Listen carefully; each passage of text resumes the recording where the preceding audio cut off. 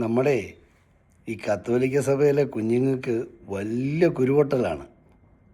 ഈയിടെ ഇപ്പം ശിവ പീഡിയക്കൽ ഈ 1 മിനിറ്റ് 2 മിനിറ്റുള്ള വീഡിയോ റീൽസ് ഇടും. അത് ഇവരെ കൊണ്ട് ഇവർക്ക് സഹിക്കാൻ പറ്റുന്നില്ല. എങ്ങനെ അത് ഹാൻഡിൽ ചെയ്യണമെന്ന് അറിയത്തില്ല. എന്ത് ചെയ്യാൻ പറ്റും? നമുക്ക് സ്റ്റോപ്പ് ചെയ്യാനൊന്നും പറ്റില്ല സാറേ. അതിന് ഞങ്ങളെ കുറേ തെറി വിളിക്കുക. ഞങ്ങളുടെ പിതാക്കന്മാർ, പ്രത്യേകിച്ച് യാക്കോബ് വൃതാനെയും അന്ത്യോക്യയിലെ സെവേറിയോസ് പാത്രിക്കേസിനെയും ഒക്കെയാണ് ഇവർ ഈ തെറി വിളിക്കുന്നത്. അതിനെ വിളിക്കുന്ന ഭാഷകൾ നിങ്ങൾ കേൾക്കണം. ഈ സഭയിൽ ഇവരെ വിളിച്ച് വരുത്തി ഇരിക്കുമ്പം അവർ പറയുന്നത് എന്താണെന്ന് നിങ്ങൾ മനസ്സിലാക്കുക. ഇവരൊക്കെ ഇത് ഫേക്കൊന്നുമല്ല, ആക്ച്വലി ജീവനുള്ള ആളുകളാണ്. ഇവരെല്ലാം അവരുടെ കൂലിപ്പട്ടാളവുമാണ്. അപ്പം നിങ്ങൾ കേൾക്കുക ഇദ്ദേഹത്തിൻ്റെ വാദങ്ങളൊക്കെ എന്താണെന്നുള്ളത്. ആ ഭാഷ നിങ്ങൾ നല്ലതായിട്ടൊന്ന് ശ്രദ്ധിക്കണം. കേട്ടോണം. യാക്കോബ് 554 അല്ലെങ്കിൽ 57 ഈ പറഞ്ഞ സെർജിയോ തെല്ല എന്ന് പറഞ്ഞ ട്രൈത്തീസ്റ്റ് എന്ന ഭാഷാണ്ടിയെ യാക്കോ പർദ്ദ ഇട്ട് നടന്നു. യാക്കോ പർദ്ദ കേക്ക് നിങ്ങൾക്ക് പറ്റിയതാ. ഇതിനെ വിളിച്ചാണ്, ഇതിനെയൊക്കെയാണ് നിങ്ങളുടെ പള്ളി കയറ്റിയിരുത്തി ഇത് ചെയ്യിപ്പിക്കേണ്ടത്. കേൾക്കണം കേട്ടോ. അതുകൊണ്ടാണല്ലോ യാക്കോ പർദ്ദ എന്ന് പേര് കിട്ടിയത്. ആ പർദ്ദ ഇത് ആ പരട്ട മനസ്സിലായോ? കേട്ടില്ല, കേക്ക്. ആ പരട്ട കേക്ക് നടത്തിയത് നുണക്കഥയാണെന്നാണോ പറയണേ? പിന്നെ ഈ പറയുന്ന തെയോഡോറ പൂരപ്പറമ്പല്ല എന്നാണോ പറയുന്നത്? അതായത് സെയിൻറ്റ് തിയോഡോറ പൂരപ്പറമ്പാണെന്ന് എന്ന് പറഞ്ഞു കഴിഞ്ഞാൽ വെടിയാണെന്നാണ് ഇവന്മാർ ഈ പറഞ്ഞ് നടക്കുന്നത്. ഇവരുടേതിനകത്ത് ഇവരുടെ പോപ്പുമാരുടെ കഥകളെല്ലാം നമ്മൾ കേട്ടതാണ്. ഇനി ഇത് മൊത്തം പറയിപ്പിക്കണം. എനിക്കറിയത്തില്ല. ഇത് മനുഷ്യരുടെ വെട്ടത്ത് പറയാൻ പറ്റുന്ന ഒരു കാര്യവും തൽക്കാലം നിങ്ങളുടെ കയ്യിലില്ല. ഞങ്ങളുടെ വിശ്വാസവും എല്ലാം ഞങ്ങളുടെ കയ്യിൽ കറക്റ്റായിട്ടുണ്ട്. അത് ഞങ്ങളുടെ പാട്ടുകളിലും എല്ലാം ഉണ്ട്. എന്നിട്ട് ഇപ്പോൾ ഇവർ പറയുകയാണ് ഇവരുടെ പാരമ്പര്യം കണ്ടിട്ട് നമുക്ക് ബഹളി പിടിക്കാമെന്ന്. നമുക്ക് എന്തിന് ബഹളി പിടിക്കണടാ പോയി? ഇത് നിനക്ക് എന്ത് പാരമ്പര്യമുണ്ട്? ഓരോ ദിവസവും നാഴികയ്ക്ക് 40 വട്ടം മാറിക്കൊണ്ടിരിക്കുക. നിൻ്റെ ലിറ്റർജി, നിൻ്റെ അംശവസ്ത്രങ്ങൾ എല്ലാം മാറിക്കൊണ്ടിരിക്കുകയാണ്.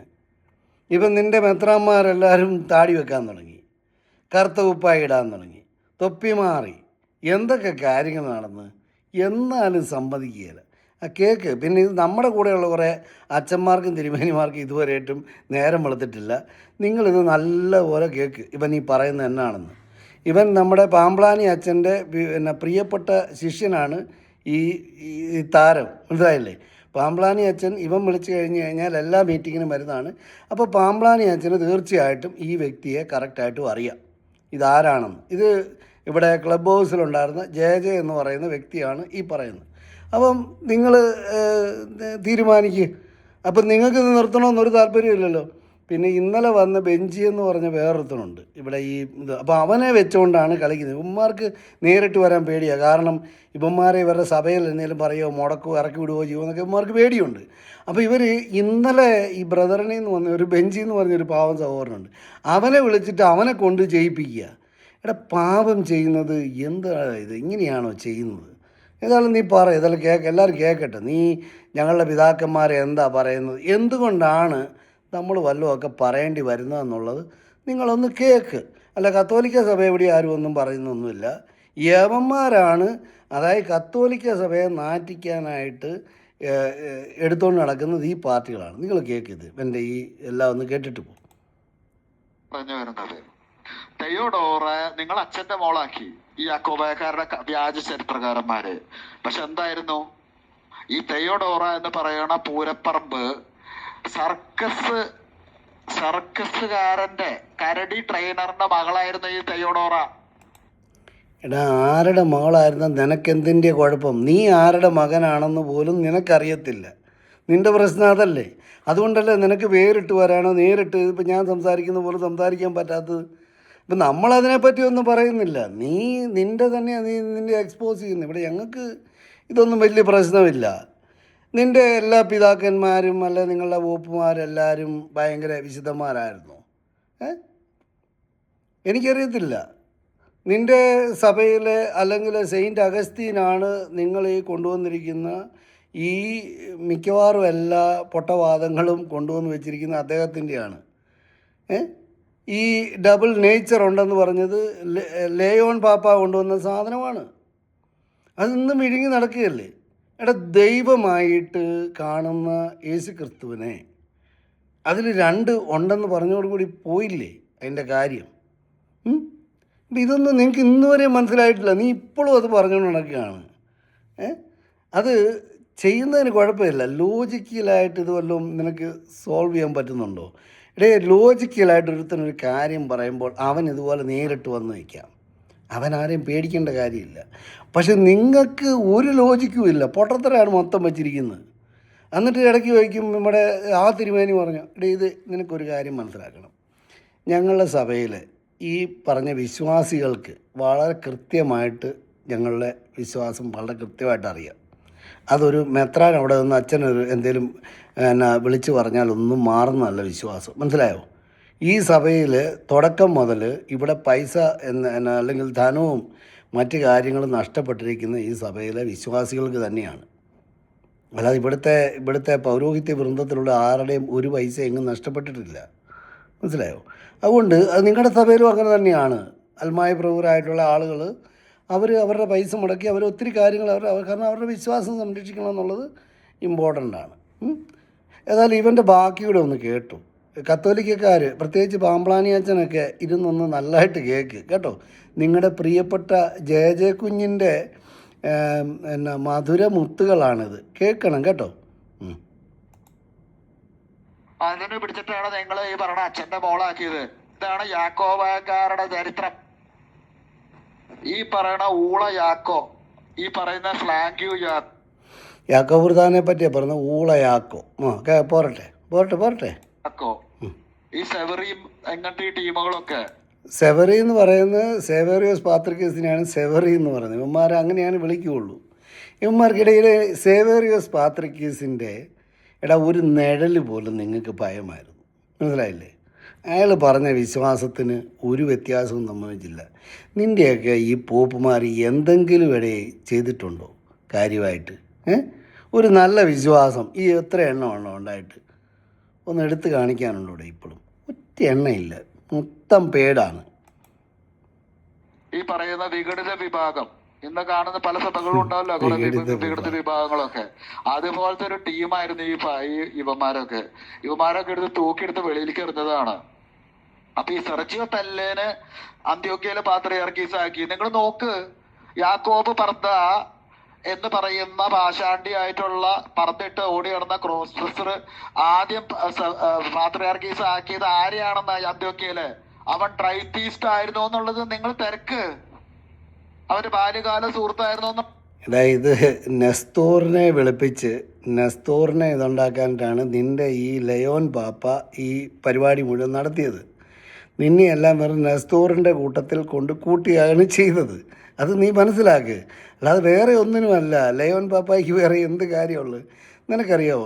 യാക്കോബായ സഭയിലെ എല്ലാ അച്ഛന്മാരും എല്ലാ മെത്രാപ്പൊലിത്തന്മാരും പൗരോഹിത്യത്തിന് ഇന്ത്യൻ ഓർത്തഡോക്സ് ആണെങ്കിലും മുഴുവൻ പേരും നിൻ്റെ ഈ ലയോൺ പാപ്പായെ ശപിച്ച് പറഞ്ഞിട്ട് ആണ് മെത്രാപ്പൊലിത്തയായിരിക്കുന്നത്, അല്ലെങ്കിൽ ഒരു പുരോഹിതനായിരിക്കുന്നത്. മനസ്സിലായോ? ഇത്രയും പേര് നിങ്ങൾ ഈ കഴിഞ്ഞ 1500 വർഷം നിൻ്റെ ഈ പാപ്പായിനെ ശപിച്ച് അത്രയ്ക്ക് കേമനാണ് നിൻ്റെ ഈ പാപ്പ ലയോൺ പാപ്പ. മനസ്സിലായോ? അപ്പോൾ കേട്ട് പഠിക്കണം. ഇത് കേട്ടോ ബാക്കിയുടെ എന്നുള്ളത് നിങ്ങൾ തിരക്ക്. ഞാൻ ഈ പറഞ്ഞ വിവരങ്ങളെല്ലാം കറക്റ്റ് അച്ചട്ട് കാര്യങ്ങളാണ് അത്. പിന്നെ അത് കഴിഞ്ഞ് വന്നിട്ടുള്ള പൗലോ ഊക്കാമോ ഇവൻ്റെ ഇതാണ്. ഇവൻ്റെ ഭാഷ കേൾക്കണം കേട്ടോ എല്ലാവരും. പോരട്ടെ. അവനും അതെ ഈ പറഞ്ഞ ട്രൈറ്റീസ്റ്റ് ആയിരുന്നു. കോനോനും തർസൂസിന്റെ ഒക്കെ കൂടെയുള്ള ട്രൈറ്റീസ്റ്റുകളായിരുന്നു ഇവന്മാരെയാണ് ഈ പറഞ്ഞ ബുർദ പിടിച്ചിട്ട് വാഴിച്ചത്. അതാദ്യം നിങ്ങൾക്ക് മനസ്സിലാവുന്നില്ല. നിങ്ങൾ ആദ്യം നിങ്ങളുടെ ക്രിസ്റ്റോളജി ശരിയല്ല. ഞങ്ങളുടെ ക്രിസ്റ്റോളജി ഞങ്ങൾക്ക് വളരെ കറക്റ്റാണ്. നിന്റെ ക്രിസ്റ്റോളജി എവിടെയായിരിക്കുന്നത്? നിന്റെ ക്രിസ്തു എവിടെയായിരിക്കുന്നത്? നിനക്ക് വല്ല വിവരമുണ്ടോ? നിന്റെ ക്രിസ്തു ആരാണ്? നിനക്ക് വല്ല വിവരമുണ്ടോ? ക്രിസ്റ്റോളജിക്ക് വേണ്ടിയിട്ടാണ് യാക്കോബായ സഭ അന്നും ഇന്നും നിലനിൽക്കുന്നത്. ഞങ്ങളെ ക്രിസ്റ്റോളജി പഠിപ്പിക്കേണ്ട. നിന്റെ ക്രിസ്റ്റോളജി നിൻ്റെ ഒന്ന് പറഞ്ഞേ. അതായത് പിന്നെ ഒരു മാറ്റമില്ല, വിഭജനമില്ല, എല്ലാം പറഞ്ഞിട്ട് പറയാൻ രണ്ട് നേച്ചറുണ്ട്. തീർന്നില്ലേ അതോടുകൂടി? തീട്ടം കോരിയിടുന്ന പോലെ ആയിപ്പോയില്ലേ? എന്തുവാടേ ഇത്? ഒന്നും ശരിയല്ല. ഇപ്പൊ ഈ പറയുന്ന ട്രയോഡോളജി, ട്രിനിറ്റേറിയൻ വിശ്വാസികളല്ല നിങ്ങൾ. ശരിക്കും പറഞ്ഞ ഈ പാഷാണ്ടികൾ തുടങ്ങിയ ഒരു സഭയാണത്. പാഷാണ്ടികളും വിഘടിത വിഭാഗക്കാർ തുടങ്ങി ഉണ്ടാക്കിയ തട്ടിക്കൂട്ടി ഉണ്ടാക്കിയ ഒരു സാധനമാണ്. അപ്പൊ പിന്നെ ഇത്രയൊക്കെ പ്രതീക്ഷിച്ചാൽ മതി. അപ്പൊ എന്താടേ ഞങ്ങൾ എങ്ങനെയായിപ്പോട്ടെ, ഞങ്ങൾ പാഷാണ്ടികളാണ്, തട്ടിക്കൂട്ട് സഭയാണ്. എടേ നീയൊക്കെ എന്തിനാണ് ഇപ്പം ഞങ്ങൾ ചെയ്യുന്ന കാര്യങ്ങൾ നിങ്ങൾ ചെയ്യാൻ പോകുന്നത്? ഇപ്പം ഇവൻ്റെ എല്ലാം വലിയ പ്രശ്നം എന്നാന്ന് പറഞ്ഞാൽ ശിവപാസ്റ്റർ ചോദിച്ച ഒരു ചോദ്യമാണ്. അതായത് എടേ എന്തിനാണ് ഈ എന്തുവാ ഈ പെണ്ണ് കെട്ട് നിരോധിച്ചത്? എടേ 10 നൂറ്റാണ്ട് വരെ അങ്ങനെ അല്ലായിരുന്നല്ലോ, നിങ്ങളുണ്ടാക്കിയ നിയമമല്ലേ. ഉടനെ അവർ പറയും യാക്കോബായ സഭയിൽ ഇങ്ങനെയുണ്ട്. എടേ ഇവിടെ എല്ലാവരും അവനോട് സ്വന്തമായിട്ട് തീരുമാനിച്ച് അവനിത് ചെയ്യത്തില്ല എന്ന് അവന് വേണ്ടി അങ്ങനെ തീരുമാനിച്ച ആളുകൾ എടുക്കുന്ന നമുക്ക് തന്നെ ചെയ്യാൻ പറ്റും? അല്ല, യാക്കോബായ സഭയിൽ എല്ലാ പുരോഹിതരും പെണ്ണ് കെട്ടിക്കോളാൻ തന്നെയാണ് പറഞ്ഞിരിക്കുന്നത്. അല്ല, ആരെയും ഇങ്ങനെ മാറ്റി നിർത്തത്തില്ല. മനസ്സിലായില്ലേ? ഇപ്പം എൻ്റെ കുരുപൊട്ടൽ മൊത്തം കേൾക്കണം എല്ലാവരും കേട്ടോ. 165 പേജ് വെച്ചിട്ട് നിങ്ങൾ വലിയ സുറിയാനി യാമപ്രാർത്ഥന എന്നൊക്കെ പറഞ്ഞ് വലിയ ഇവിടെ കോലുകളൊക്കെ ആയിരുന്നു. ഇവൻ്റെ വേറൊരു കുഴപ്പമാണ്, നമുക്ക് ഈ യാമപ്രാർത്ഥനയുണ്ട് 165 ബുക്കുണ്ട്. അപ്പോൾ ഇവൻ പറഞ്ഞു ഇവൻ 8000 ഉണ്ട്, 8000 പേജുണ്ടെന്ന്. എടീ 8000 പേജ് ഉണ്ടായിട്ട് വല്ല കാര്യമുണ്ടോ? അത് വല്ലവർക്കും വായിച്ചെടുക്കാൻ പറ്റുമോ 8000 പേജ്? എടാ 165 എന്ന് പറഞ്ഞാൽ ക്രീം സാധനമാണ്. അത് കറക്റ്റായിട്ട് ഇവിടെ യൂസ് ചെയ്യുന്നുണ്ട്. നിൻ്റെ ഇതിനകത്ത് ഇല്ലല്ലോ. നിനക്ക് എന്തെങ്കിലും ഒരു കൗമാ ചൊല്ലാൻ പോലും നിങ്ങൾക്ക് അറിയത്തില്ല. നിങ്ങൾ ഈ കൊന്ത ചൊല്ലുന്നതല്ല, നിങ്ങൾക്കിതൊന്നും അറിയത്തില്ല. അതുകൊണ്ട് നിങ്ങൾ വെറുതെ ഇതിനെപ്പറ്റിയൊക്കെ ഭാരപ്പെടാതെ. ഹാലിളകിയിട്ടായിരുന്നല്ലോ. ഇപ്പൊ എന്തായി 165 പേജുകാരാ? അത് ബാക്കിയുള്ള സഭക്കാരെ എന്നിട്ട് ഇപ്പൊ കളിയാക്കുക. അവർ 8000 പേജ് അവിടെ ഇരിക്കുമ്പോ ഇവിടെ 165 പേജ് വെച്ചിട്ട് ഇവൻ പേജ് വെച്ചിട്ടാണ് അവൻ്റെ അവിടെ 8000 പേജുണ്ട്, ഞങ്ങളുടെ 165 പേജേ ഉള്ളൂ. യാക്കോബായ സുറിയാനി സഭ അറിയാവുന്നവർക്ക് തീർച്ചയായിട്ടും ലിറ്റർജി എന്തുമാത്രം ഉണ്ടെന്ന് വളരെ കൃത്യമായിട്ട് അറിയാം. ഓരോ കാര്യത്തിനും ഓരോ ദിവസവും ഓരോ നാഴികയ്ക്കും പ്രാർത്ഥനയുള്ള വ്യത്യസ്തമായ പ്രാർത്ഥനകളുള്ള ഒരു സഭയാണിത്. അവനാ വന്നിട്ട് നമ്മളെ ഈ കൊന്ത ചൊല്ലിക്കൊണ്ടിരിക്കുന്ന യുവന്മാരാണ് വന്നിട്ട് നമ്മളോട് പറയുന്നത് ഈ കാര്യം. എന്തേലും അറിയാമോ നിങ്ങൾക്ക്? കുരിശ് വരച്ചേച്ച് കിടക്കുക എന്നുള്ള പരിപാടി യുവന്മാർക്കുള്ളൂ. എങ്ങനെയാലും ആട്ടെ, അത് കുഴപ്പമൊന്നുമില്ല, പോട്ടെ. ഈ പറയുന്ന മാക്കാൻ തവള മസിലൊക്കെ പെരുപ്പിച്ച് കാണിച്ച് നടക്കുക, ഇതാണ് നിങ്ങളുടെ ഈ കുഴപ്പം. നിങ്ങൾക്ക് ഈ പറയുന്ന സത്യാവസ്ഥകളും അല്ലെങ്കിൽ ഇതൊന്നും കാര്യങ്ങൾ തൊല്ലം ചെയ്യാൻ നിങ്ങൾക്ക് അറിയില്ല. ബാക്കിയുള്ളവരെ ഇങ്ങനെ വെറുതെ അപമാനിക്കുക, ആക്ഷേപിക്കുക. അതുവഴി നിനക്കൊക്കെ എന്താണ് കിട്ടുന്നത്? നിനക്കൊക്കെ നാണല്ലോ എന്നിട്ട് ഈ പറയുന്ന മഫറിയാനൊക്കെ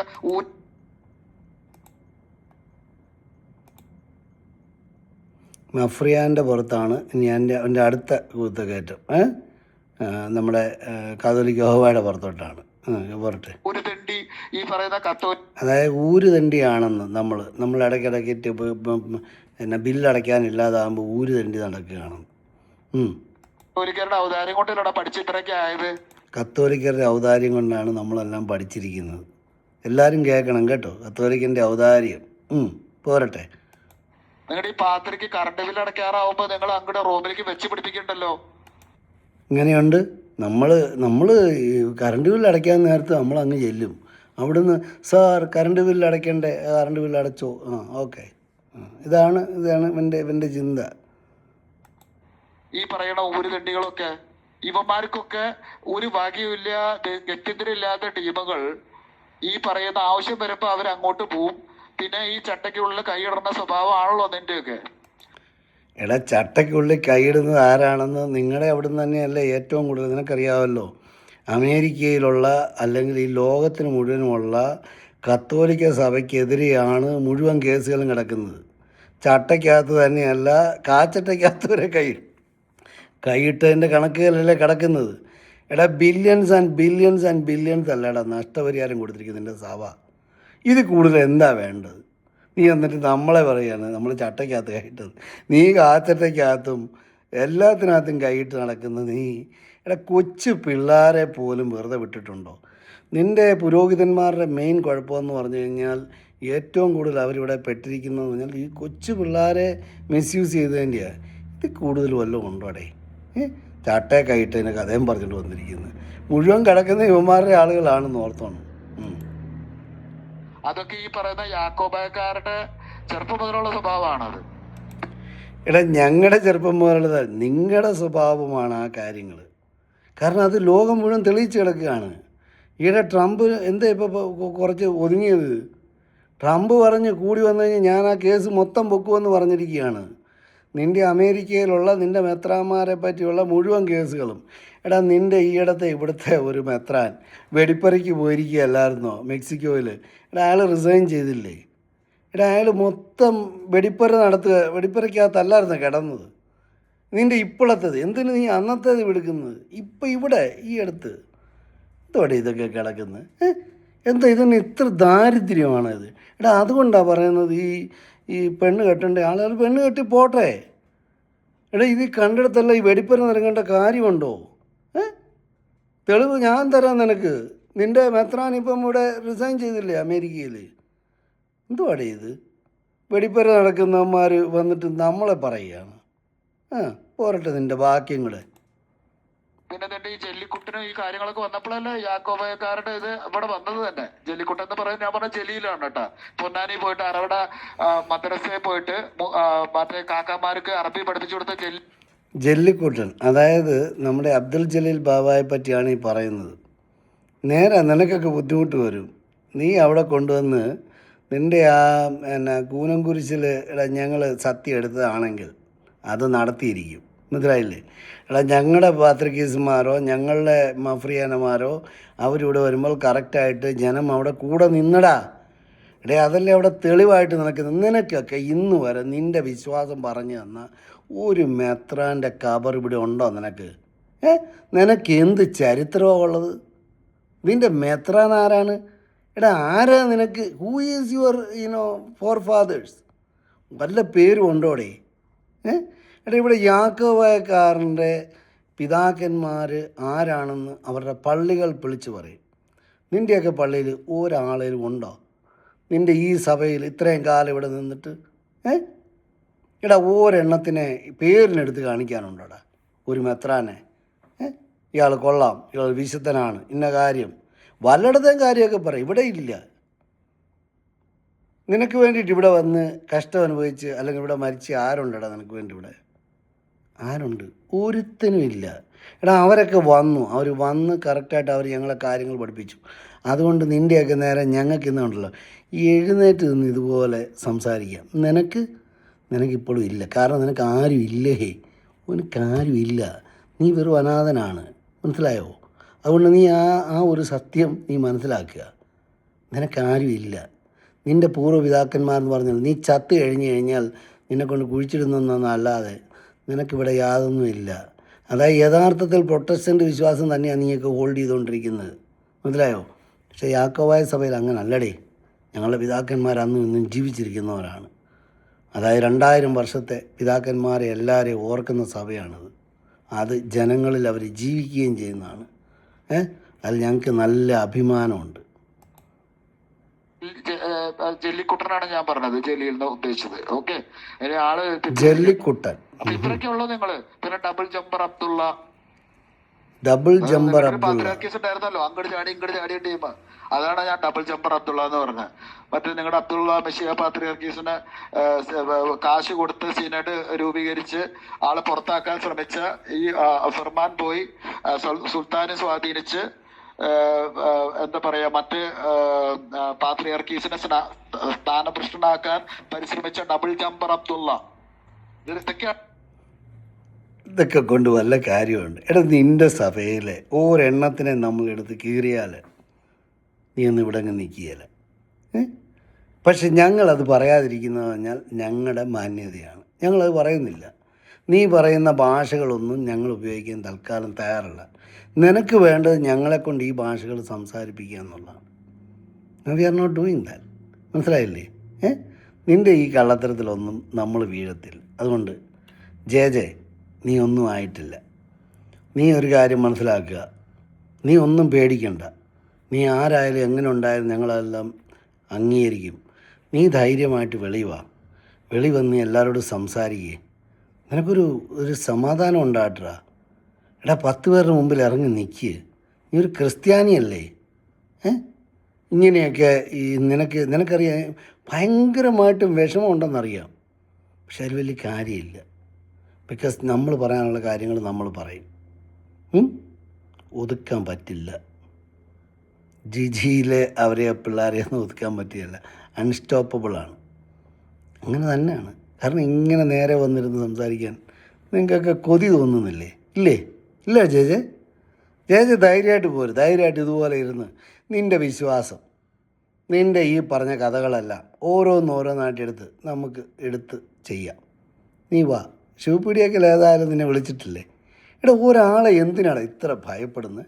ശിവപീഡിയക്കൽ എന്ന് പറയുന്ന ഒരു വ്യക്തിയെ നീ ഭയപ്പെടുകയാണ്, അല്ല നിൻ്റെ ആളുകൾ ഭയപ്പെടുന്നു.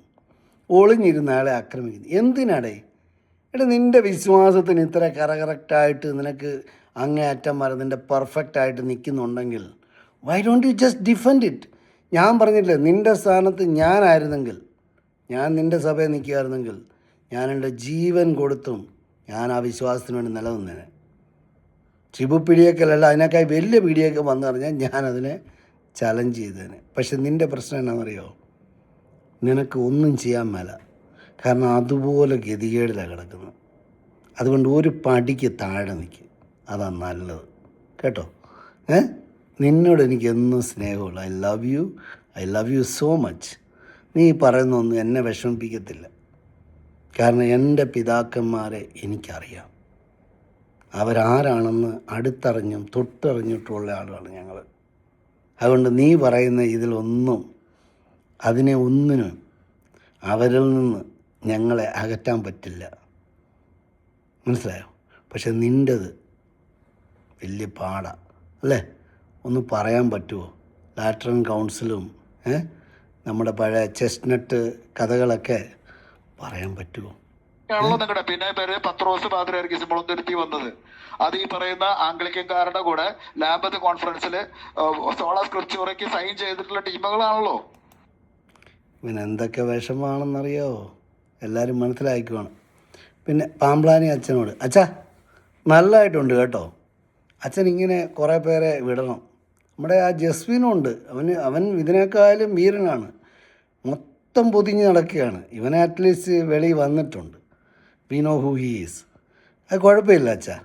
എത്ര കാലം നിങ്ങൾക്കിങ്ങനെ കൊണ്ടു നടക്കാൻ പറ്റും? പക്ഷേ ഈ ഗുണ്ടകളെയൊക്കെ നിങ്ങളൊന്ന് അത്യാവശ്യം മക്കളെ നമുക്ക് ഒന്നും ഇല്ലെന്ന് പറഞ്ഞു കൊടുക്കുക അച്ഛാ. അത്രയൊക്കെ ഉള്ളൂ പറയാനുള്ളൂ. Okay, I love U. Take care. Thank you.